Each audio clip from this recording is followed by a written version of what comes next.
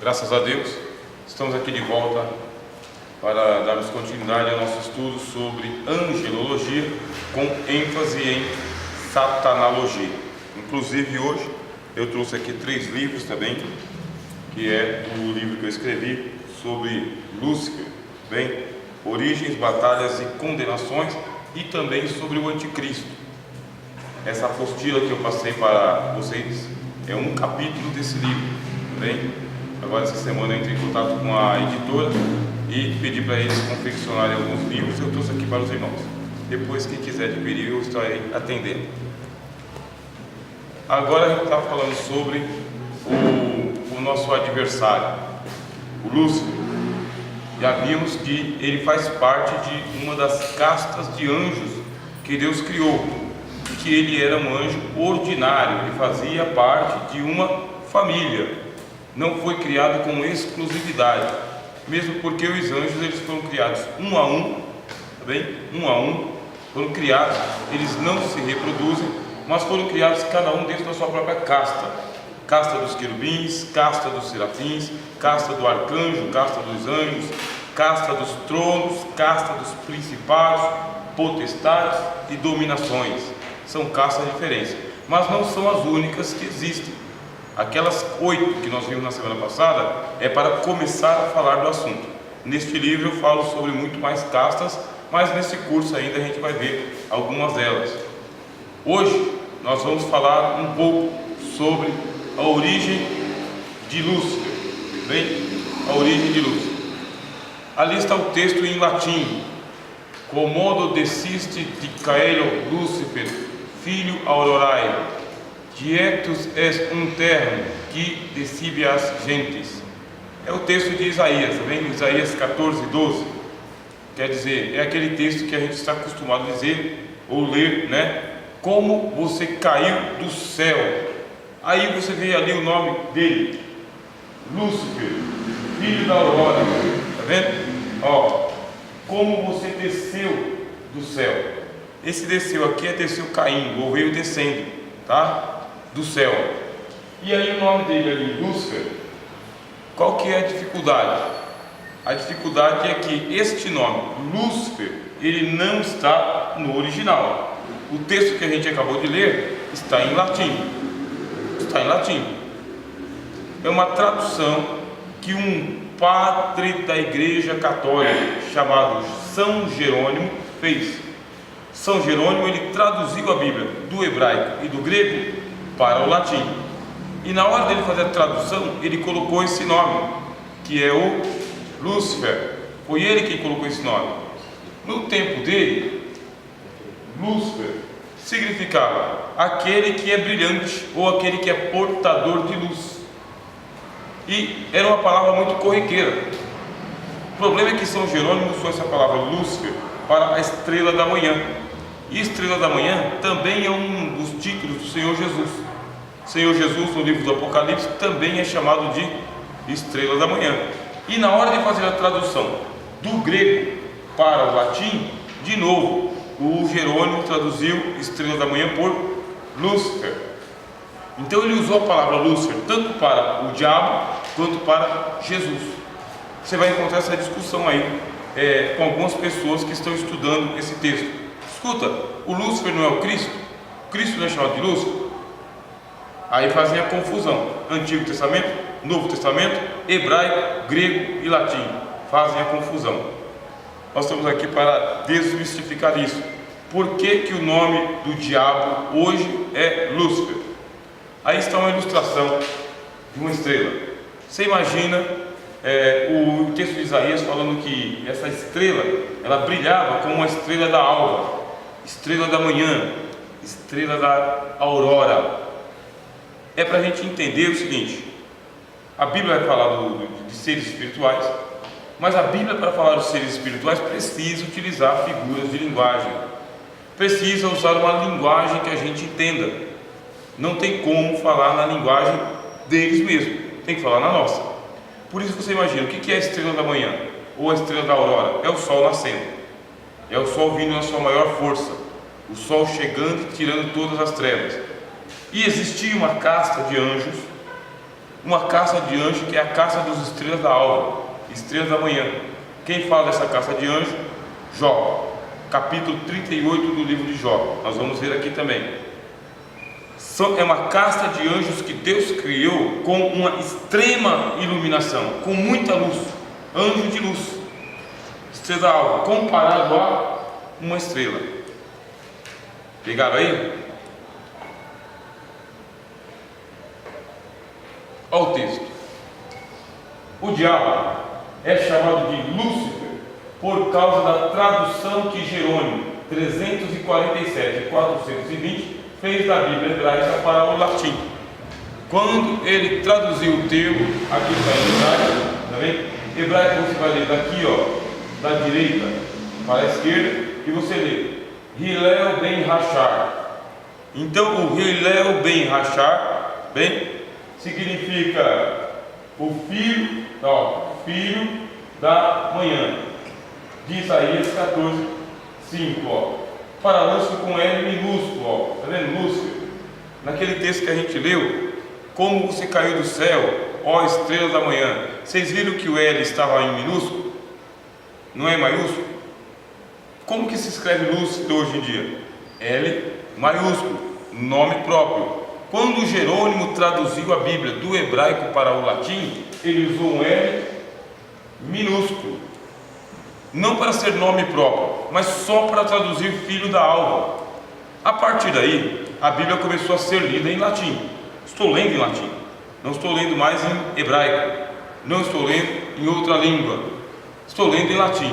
E esse título vai virar nome próprio. Olha lá, com L minúsculo, ao invés de manter o conceito das antigas traduções que diziam estrela da alva, estrela da manhã. Antes de Jerônimo traduzir Hillel ben Hashar como Lúcifer, todos não faziam tradução, escreviam como caísse do céu, ó estrela da alva, como caiu do céu, ó estrela da manhã. Aí vieram os nossos tradutores protestantes de matriz presbiteriana, que é o caso do João Ferreira de Almeida. João Ferreira de Almeida, ele era um pastor missionário protestante de matriz presbiteriana. Foi ele quem fez a tradução da Bíblia do hebraico e do grego para o português. É ele quem fez.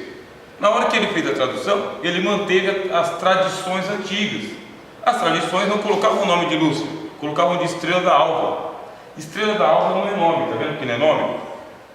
Estrela da alva é uma figura de linguagem.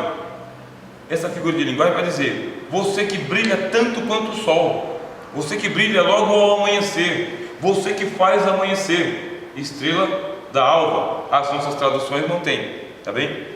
Os protestantes mantêm, os evangélicos mantêm. Se hoje ele é chamado de Lúcifer, isso não o camufla de ter se tornado o diabo, a antiga cobra do Éden. Por quê? Lúcifer é um nome mais bonito, tá bem? O que significa Lúcifer? Portador de luz, aquele que brilha, aquele que resplandece, Lúcifer. Isso não impede a gente, tá? Não impede a gente de identificar que é ele mesmo. Mudou de nome, mas é a mesma pessoa. Assumiu um nome mais brilhante, né? Mais elaborado. Não é um nome bíblico, é um nome de tradução, tá bem? Não é bíblico. Mas isso não camufla ele. Ele continua sendo quem ele sempre foi, só mudou de nome. E antes de chegarmos ao filho da alva de Isaías, devemos retornar à serpente que enganou Eva. Como assim? Existe uma evolução, tá bem? Dessa doutrina, uma evolução, porque esse adversário não foi revelado de uma vez só. Aliás, esse adversário ele vem sendo revelado aos poucos. Aos poucos é que vem sendo desmascarado. Ele já aparece na Bíblia logo no começo do livro, Gênesis capítulo 3. Ele só desaparece na história em Apocalipse capítulo 20. Veja só quem ele é. Ele começa lá em Gênesis capítulo 3, que é o primeiro capítulo humano. Você vê que a criação do homem acontece no capítulo 1, capítulo 2, Deus planta um jardim, coloca o homem no Éden, e logo no capítulo 3 ele aparece. E ele só vai desaparecer no capítulo 20 do Apocalipse. Ele está presente na história humana toda. cidadão aí. Agora ele está presente e ao mesmo tempo ele está oculto. Ele é um adversário perigoso que se rasteja, que se camufla, tá bem? Que se disfarça, que se transfigura, e ele vai andando por toda a história humana. Toda a história humana. Só no capítulo 20 é que ele é aprisionado e lançado no lago de fogo. Só no capítulo 20. E isso 1000 anos depois que Cristo ainda está reinando na terra. Para a gente ver que não é uma exaltação ao diabo, tá bem? É uma constatação de que nós temos um forte adversário, e esse adversário está fazendo de tudo para não ser banido. Desde o começo. Cabe a nós, enquanto estudantes de teologia, desmistificar um pouco, tá bem? Saber como que ele trabalha, algumas vezes que ele trabalhou, e a gente vai começar com a atuação dele lá no Éden, quando ele enganou Eva, sendo ele apresentado como uma serpente. O que nós vamos ver aqui? Aqui está mais uma ilustração. Esta e outras milhares de ilustrações, tá? Tomando por base o livro de Gênesis. Você vê aqui uma proposta que seria a Eva, e aqui a proposta do que seria a serpente e o fruto do conhecimento. Por que é uma proposta? Porque escapou de nós o que é realmente o que aconteceu ali. Não dá para fazer uma leitura literal de Gênesis capítulo 3. Literal significa palavra por palavra, letra por letra, do jeito que aconteceu. Mesmo porque o tempo no Jardim do Éden, ele não era contado da mesma maneira como é contado hoje, tá bem? É um tempo que nós desconhecemos. Antes do pecado de Adão, o tempo era outro. É um tempo chamado paradisíaco. Tempo paradisíaco onde o calendário não é contado como é contado hoje. Não havia envelhecimento, não havia morte, não havia doença, não havia corrupção. Não sabemos quanto tempo Adão e Eva viveram no paraíso. Não sabemos. Também nós não sabemos quanto tempo o diabo estava lá dentro. O negócio é que ele estava lá dentro. Aí vocês vão descobrir, mas por que o diabo estava dentro do Éden? Porque era a morada dele, era a casa dele. Está bem explicado no livro aqui, mas a gente vai passar no curso também. Ele só é identificado, o Satanás, a serpente, o diabo, ele só é identificado como o Éden, morada dele. Era o jardim de Deus, só que esse jardim de Deus, ele tinha dois aspectos. Ele tinha um aspecto mineral e ele tinha um aspecto floral. Bem, floral, ele era feito de árvores, mas ele também era feito de minérios. Nesse Éden haviam pedras preciosas e haviam também plantas, árvores. Por isso que ele é mineral, de pedras preciosas, e ele é também floral ou vegetal. É o mesmo Éden, também não tem dois Édens não. Por que não tem dois Édens? Porque o Ezequiel fala dele no capítulo 28 e o Moisés fala dele no Gênesis capítulo 3. É o mesmo Éden, só que são duas dimensões diferentes. Uma dimensão que é a dimensão dos anjos e a outra dimensão que é a dimensão dos homens. Plantou Deus um jardim no Éden. O Éden é o lugar grande, entendeu? É o espaço. Então no Éden, que é o espaço, Deus plantou um jardim. Então, para vocês exemplificarem, o copo aqui é o Éden. Aí eu pego a água e coloco no copo. Então, o jardim está contido no Éden. Éden é a região. Por isso que tanto Ezequiel quanto Moisés falam de um jardim no Éden. E quando Deus criou o Adão e o colocou nesse mesmo jardim em que estava o Lúcifer, que não era chamado Lúcifer, ele era a serpente. Quando você pensa em serpente, você já logo pensa, tá, será que é essa daqui? Ou será que ele é assim, em forma de anjo? Qual seria a forma dele? O diabo, ele é um ser metamorfo, tá bem? O que é um metamorfo? Ele toma formas diferentes. O diabo aparece de diversas formas. Ele é um metamorfo. O apóstolo Paulo escreve aos Coríntios, né? Segunda carta aos Coríntios, capítulo 11, e ele fala: não se maravilhe, porque o diabo se transfigura em anjo de luz, e os ministros também dele se transfiguram em ministros de justiça. Ele é um metamorfo. Ele aparece com máscaras diferentes. A gente viu isso aqui semana passada. Quando se fala que ele é serpente, não fique imaginando a serpente que você tem hoje aí rastejando sobre o ventre, né? Porque rastejar sobre o ventre foi uma maldição que veio sobre a serpente. Uma maldição. Significa que antes não rastejava sobre o ventre, mas também não significa que tinha patas e perdeu as patas. Nós perdemos isso, a gente não sabe. Ele tinha um outro corpo, bem?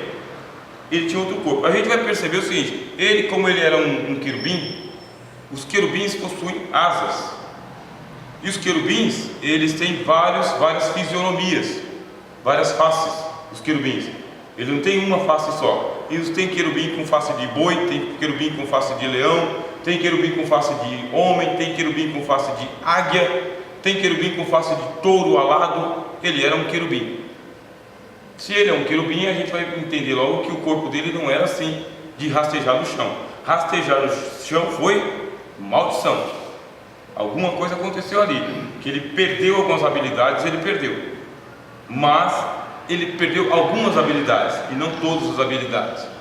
Se você ler aqui, o texto, a ligação entre Satanás e a serpente do Éden, está em hebraico.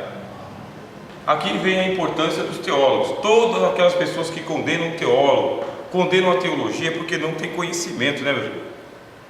Como que nós íamos fazer para ler a Bíblia em português se um teólogo não tivesse aprendido hebraico? Porque não foi o judeu que traduziu a Bíblia para o português para nós. Também não foi um iletrado, não foi um analfabeto. E eu não estou deprimindo aqui o analfabeto e iletrado, entendeu?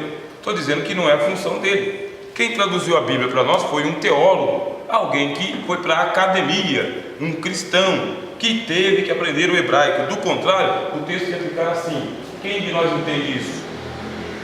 Quem de nós entende? O texto não tem vogal, nenhuma vogal aqui.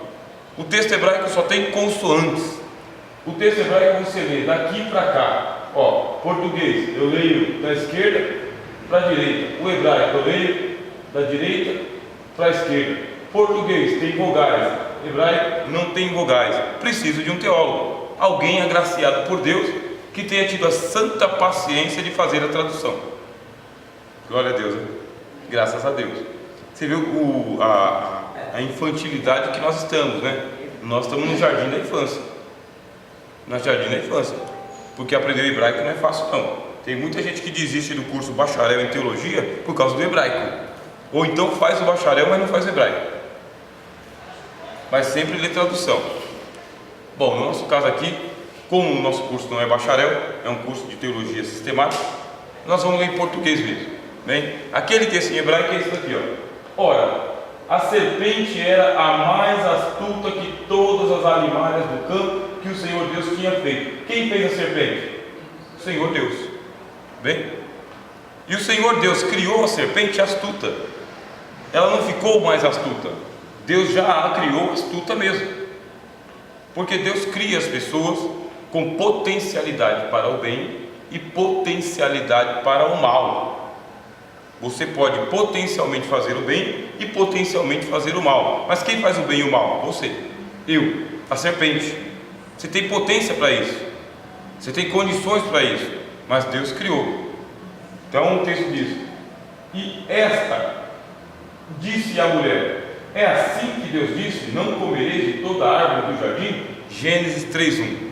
Ela, com astúcia, ela elaborou uma pergunta, e na pergunta ela injetou o veneno dela. Porque o veneno do diabo não é exatamente a sua picada, mas a sua palavra. E a gente vai perceber aqui nessa matéria. O diabo, ele prefere uma entrevista, sabia? O diabo prefere uma entrevista.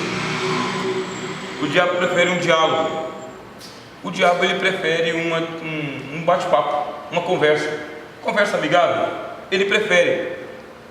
Ele dá predileção para esse encantamento. É uma maneira dele injetar o veneno. Porque se ele conversar com você e ele conseguir colocar dúvidas em você sobre as coisas do reino de Deus, ele só deixa a dúvida e vai embora, porque o veneno toma conta sozinho. A dúvida vira incredulidade, e a incredulidade vira impiedade. Precisa injetar uma dúvida em você sobre as coisas do reino de Deus. Como que você vai saber se você está em dúvida ou não. Ora, Deus disse uma coisa, você não acredita no que Deus disse. Pronto, você está em dúvida, já está envenenado. Como saber que foi Deus que falou para você? Já é uma dúvida, não é? Como ter certeza que a Bíblia é a palavra de Deus? Já é outra dúvida. Como saber que isso aqui é de Deus ou isso aqui é de Moisés? É outra dúvida. Então ele vai pegando dúvidas e vai injetando em você dúvida sobre dúvida, trabalhando na sua intelectualidade, para que você comece a descartar a Bíblia, descartar a palavra de Deus e descartar a inspiração das Escrituras. Você vai descartando, pronto, você vai ficar todo contaminado com a astúcia desse bichinho aqui, ó. Bichinho perverso, tá bem? Bichinho medonho, bichinho perigoso. Bom, no Éden ele é uma serpente, a mais astuta de todas as árvores do campo que o Senhor Deus haverá criado. Esta nota biográfica apresenta Satanás ainda em estado de queda. O que isso significa? Ali no Éden, ali na tentação de Eva, é só mais um passo da queda de Satanás. Ainda não é a queda total dele. A queda do diabo ela é gradual, ela é gradativa. Começou, tá bem? Começou, mas ela tem continuidade. É uma queda gradual e evolutivo. Ele vai se tornando cada vez mais perverso, cada vez mais pervertido, cada vez mais maldoso, cada vez mais adversário. Ele vai ficando cada vez pior, mas é uma queda gradual. E isso aqui é uma lição importante. Ninguém se desvia do dia para a noite da presença de Deus. Ninguém. O negócio de se desviar da presença de Deus é um processo. Você vai largando, você vai deixando, a pessoa vai se afastando e ela vai se rebelando, igual aconteceu com Saul, igual aconteceu com o rei Manassés e as demais turmas, né, que abandonaram o Senhor. Sempre é gradual, sempre é gradual. É uma espécie de tempo de misericórdia.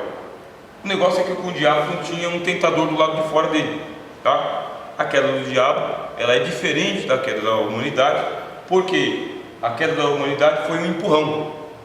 Houve uma tentação, um tentador. No caso dele não haviam tentadores. Foi ele mesmo que foi inventando a maldade. Jesus disse, João capítulo 8, versículo 44: não se firmou na verdade, porque não há verdade nele. Quando ele pronuncia a mentira, fala do que lhe é próprio, porque é mentiroso e pai da mentira. O camarada inventou a mentira.